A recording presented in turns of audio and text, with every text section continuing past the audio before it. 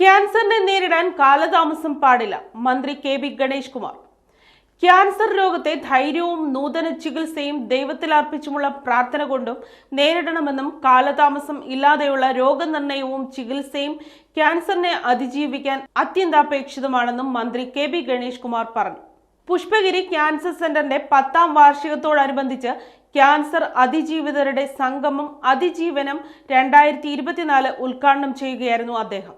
പുഷ്പഗിരി ആശുപത്രിയുടെ സേവനം മഹത്തരമാണെന്നും പ്രാരംഭഘട്ടത്തിൽ തന്നെയുള്ള രോഗനിർണയത്തിൽ പുഷ്പഗിരി കൂടുതൽ മുൻപന്തിയിലേക്ക് വന്നതിലുള്ള സന്തോഷവും അദ്ദേഹം പങ്കുവച്ചു.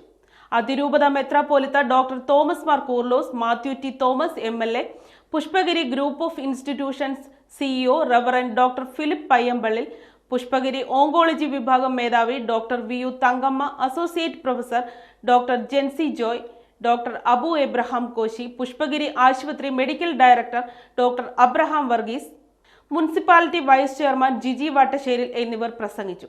300-ലധികം ക്യാൻസർ അതിജീവിതർ സമ്മേളനത്തിൽ പങ്കെടുത്തു.